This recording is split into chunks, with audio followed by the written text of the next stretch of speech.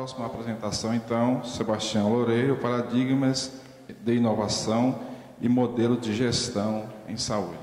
Bom, o que eu queria falar um pouco nessa minha apresentação é sobre como tem se desenvolvido essas tecnologias e esse processo de inovação em saúde.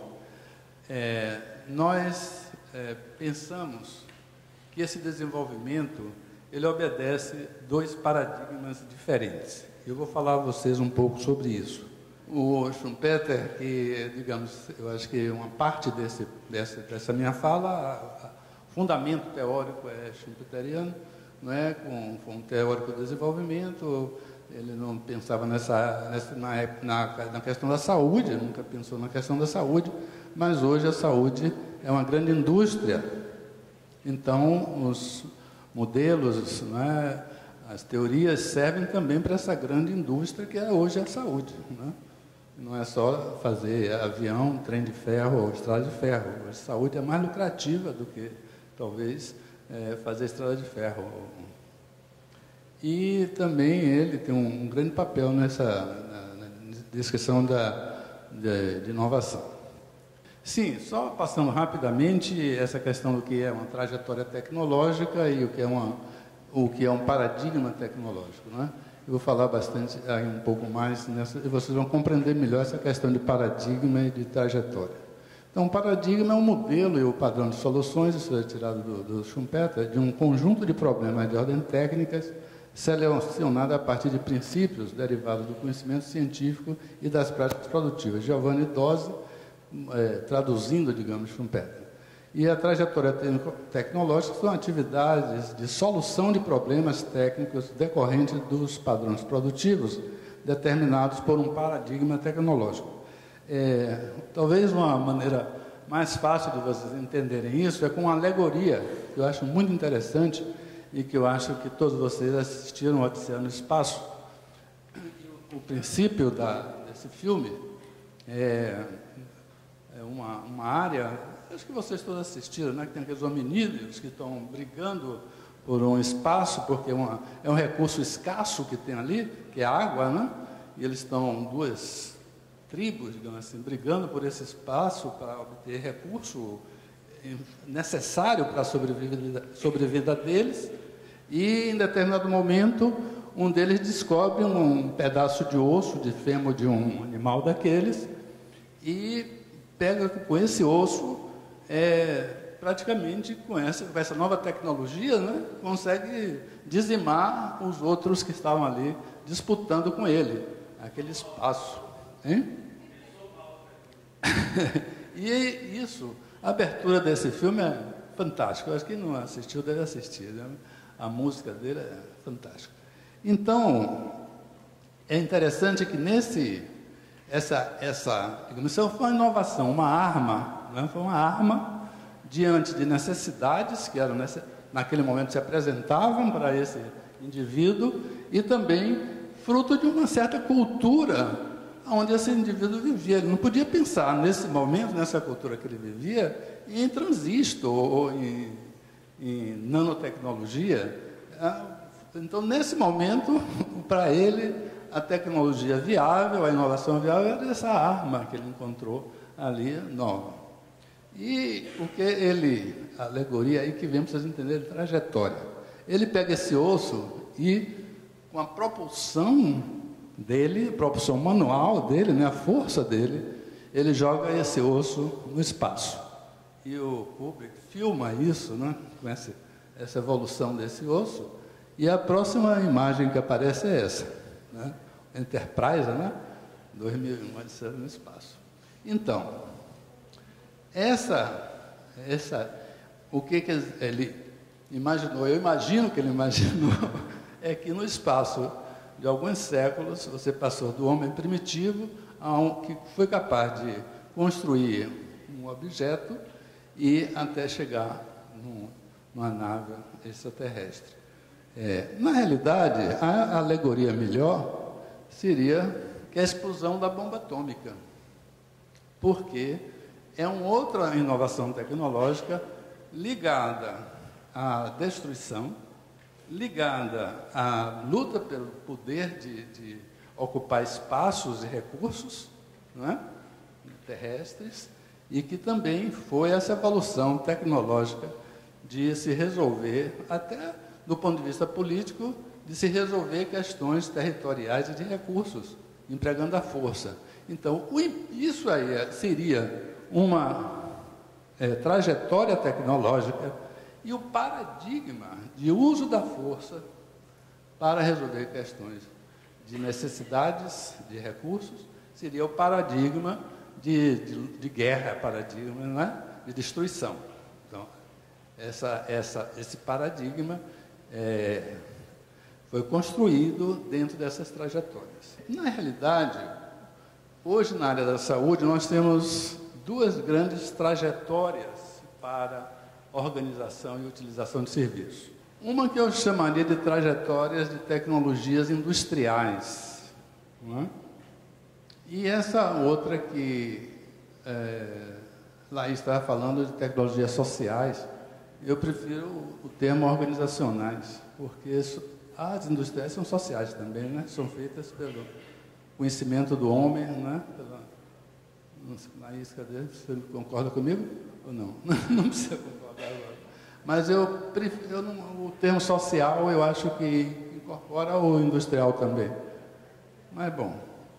Então, na área da saúde, a gente vem lutando, né, no sentido de conseguir uma certa supremacia dessas duas trajetórias, que irão se constituir em paradigmas, né, paradigmas de organização dos serviços de saúde.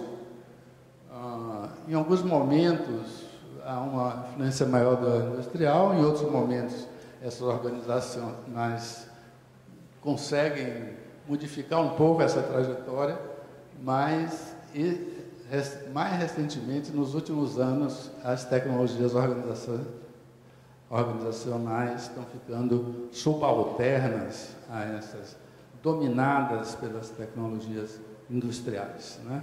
Que são as inovações tecnológicas, que hoje, quando se fala em inovação tecnológica, você pensa logo no equipamento da última geração de imagem ou um medicamento de última geração, os biomarcadores, etc. Então, estão tendo essa prioridade, essa capacidade de mesmerizar, não é, toda uma sociedade, no sentido de que esse objetivo é que é o correto, o certo, e o que vai nos levar ao Éden, né? Que vai nos levar. Bom, aqui só para exemplo, aqui é uma série de trajetórias, vamos dizer assim, ou é uma trajetória onde em vários momentos, né, tiveram importância nessa definição. Essas daqui poderiam ficar caracterizadas como as tecnologias organizacionais. Vocês pensaram primeiro, talvez, para nós, o National Health Service da Inglaterra, depois vem a Alma Ata, depois o Banco Mundial lança uma série de propostas localizadas para alguns países, para algumas regiões, de atenção primária e saúde, depois vem o Saúde para Todos, depois a promoção da saúde, a saúde da família, a saúde da população, etc. Então, essa é uma tentativa, né, de instituições, uma tentativa institucional de criar um paradigma de atenção à saúde da população, né, baseado em promoção da saúde, baseado em prevenção, baseado em atender um grupo familiar ou atender a grupos populacionais com determinado tipo de patologias, pegar os hipertensos, diabetes, não sei o quê, né, que são os... Mas aqui aparece essa outra trajetória também tecnológica, que eu podia dizer começou com raio-x, depois a indústria química passa a colaborar com uma série de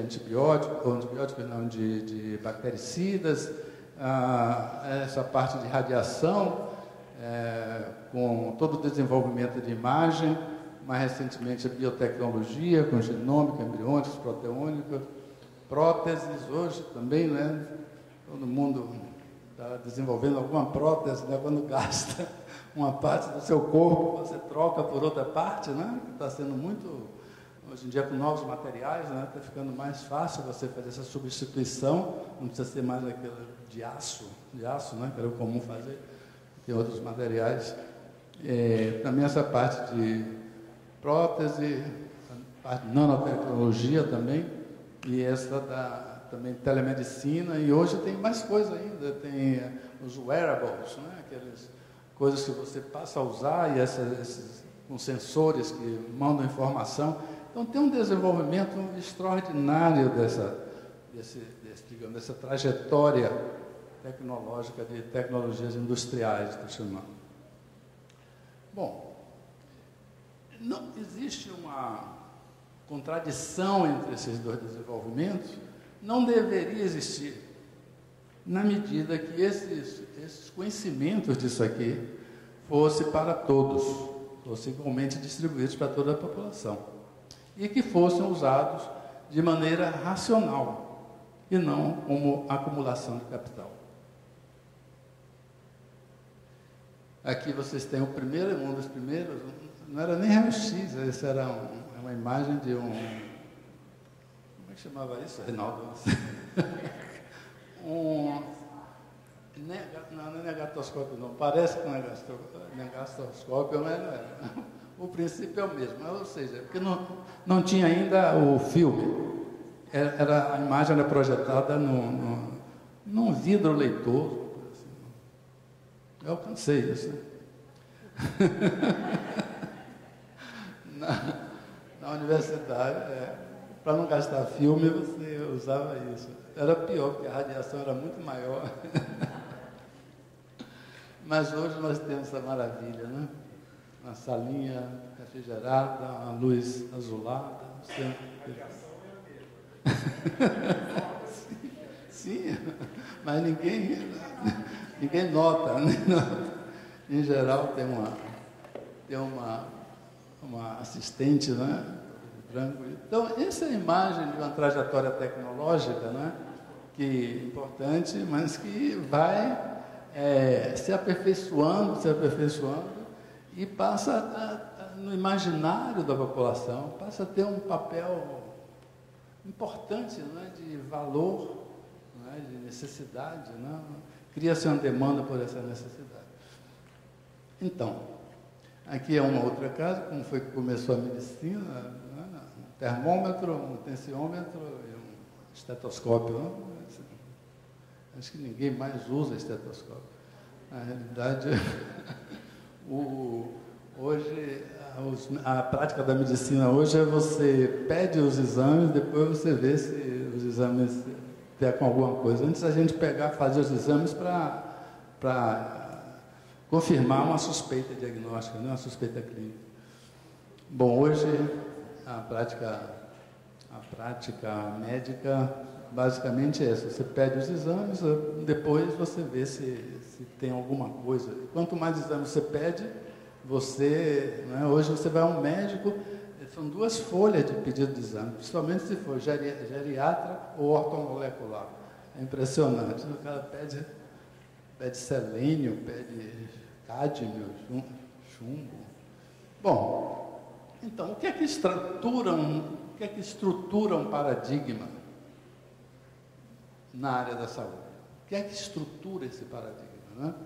No desenvolvimento dessas tecnologias? A ideia é o seguinte: você tem, pelo menos a gente pode distinguir 3 grandes atores, ou 3 grandes poderes, ou 3 grandes forças que vão impulsionar essas trajetórias e conformar um paradigma tecnológico. Essas forças poderiam ser o que eu chamaria o poder de mercado, o poder científico e o poder institucional. Aqui, no poder de mercado, nós temos a maior concentração de capital, né? Capital, aqui, acumulação de capital.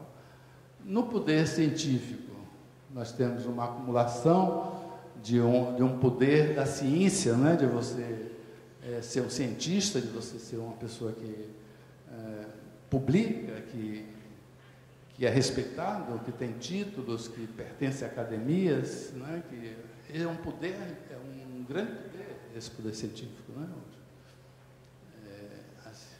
E aqui tem o poder institucional, que são as agências reguladoras, faz parte desse poder, né, institucional, mas também faz parte daí as associações de especialistas médicos, associações de medicina, associações, né, dos cardiologistas. Faz parte daqui também do poder institucional a associação dos pacientes portadores de certas doenças, né? Tem um poder grande também de influenciar o direcionamento dessas trajetórias e a estruturação maior desse paradigma tecnológico mais dependente de produtos industriais. Vamos ver então nesses três. Quer dizer, isso estou falando de uma forma bem ampla, né? Tem mais coisas aí por trás, mas vocês não acabavam hoje. Essa produção de tecnologia, voltando um pouco tem a ver com a questão da oferta, né? Os produtores de tecnologia, né? A produção de máquinas, de medicamentos, as empresas farmacêuticas, os grandes nomes dos reagentes, etc. Tem também o que eu chamo de produtores de desejos, ou produtores de sonhos, o que seja.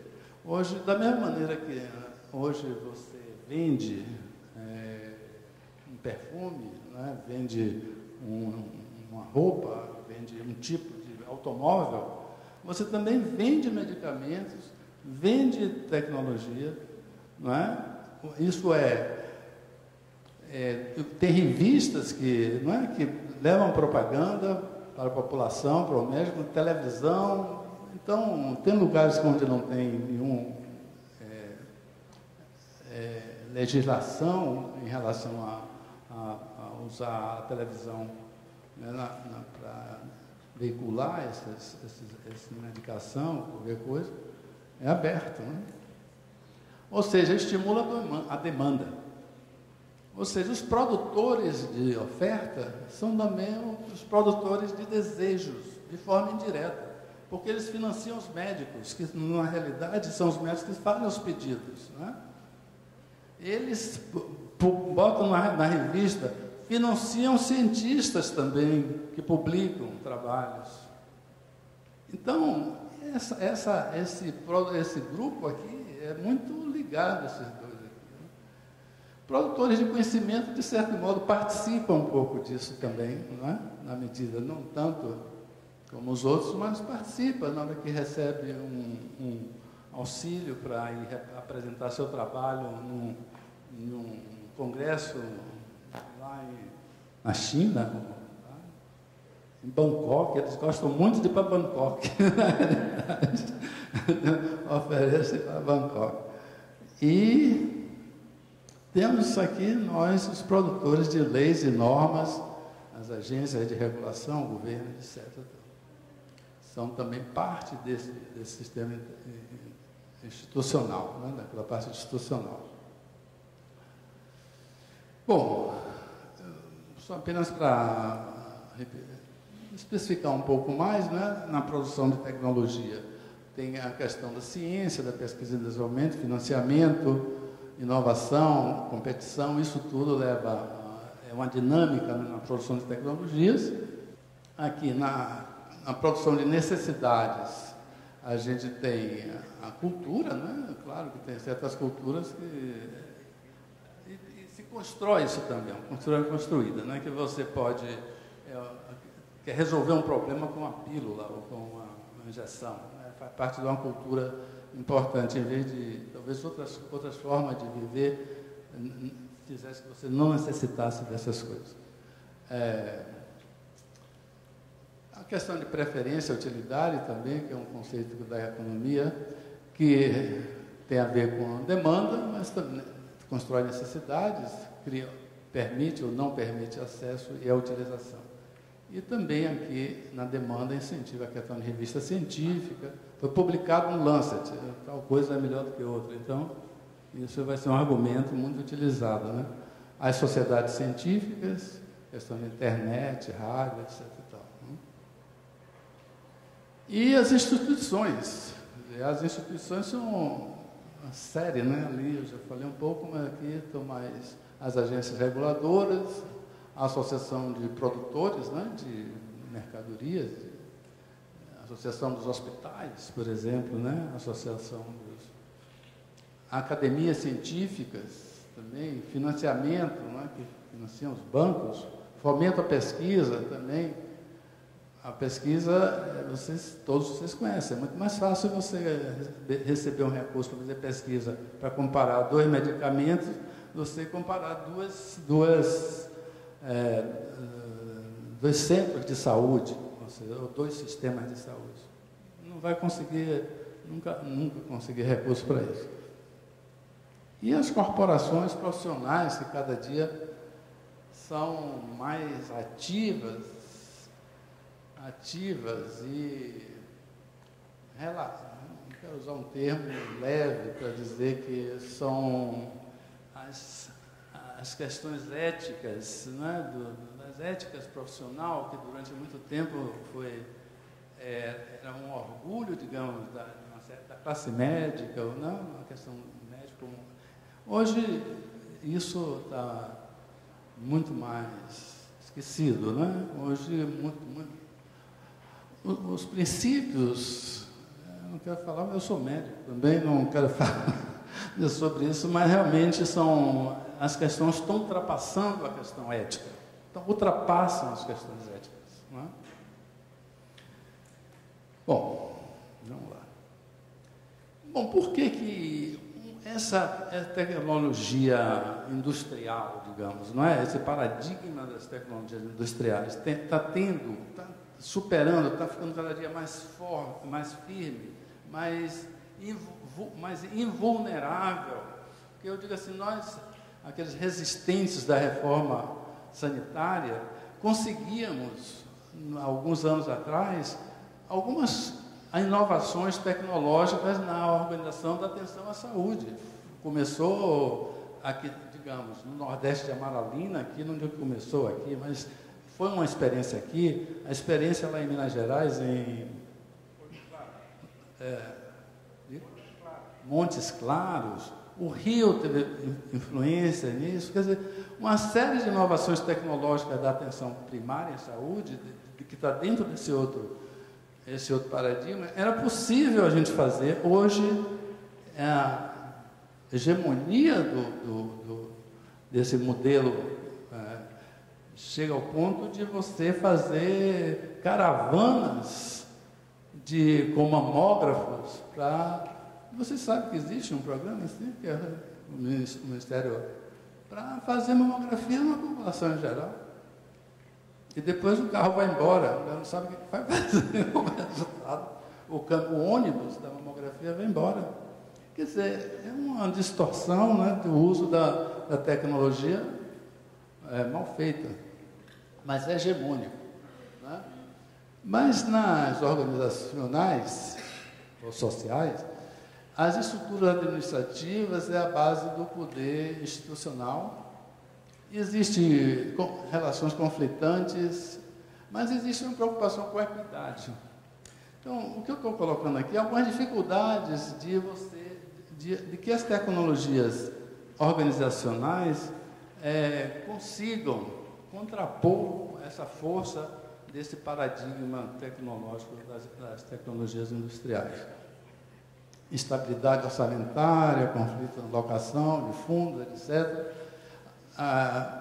Tem esse lado positivo, né? Intensivo em recursos humanos, a humanização da relação cliente-serviço, que Laís falou, tem modelos organizativos inovativos para aumento de acesso e cobertura, mas tem modelos gerenciais muito burocráticos também. Então tem um conflito dentro desse modelo organizacional, entendeu? Muito mais do que o outro, porque os outros todos têm o mesmo objetivo, que é ganhar mais dinheiro, entendeu? Nesse daí tem objetivos outros humanitários, políticos, etc. As industriais, intensiva em capital, forte relação com o mercado financeiro, otimização do investimento em tecnologia, prioridade em marketing como estratégia de inovação e financiamento público para essa tecnologia também. Né? Que podia dizer, não, já que vocês são privados, se resolvam aí, não tem mais. Mas não. Hoje, grande parte desse financiamento público. E sim, atentos ao processo de inovação e competição, impacto na carreira profissional e especialização, baixa especificidade dos ativos e poder de mercado. Em geral, tem experiências locais, as outras são mercado global, esse complexo industrial da saúde. E, além de tudo, essas organizacionais consideram a saúde um bem de mérito, não é? Que todas as pessoas devem ter direito a ter um cuidado da saúde. E a tecnologia industrial vê a saúde, então, não é tanta saúde, talvez a doença, né, como um bem normal. Para recuperar a sua saúde, você precisaria de todo esse complexo industrial da saúde. E por que investir em saúde ainda? Nos mercados, né? Tem um risco, tem certeza, mas é talvez o ramo do negócio, né? Onde, de qualquer coisa que você queira vender, do mercado, onde você tem uma maior disposição a pagar. Maior disposição a pagar. Mais do que o iPhone, ou a televisão, é pagar por doença, para ser atendido. E essa disposição a pagar, por quê? Vende tudo, né, para conseguir fazer essa medicação. Bom, eu já falei demais, tem alguns outros pontos, mas eu acho que é bom deixar para uma discussão também. Desculpe, Gerardo, se passei muito do tempo, viu? Muito obrigado.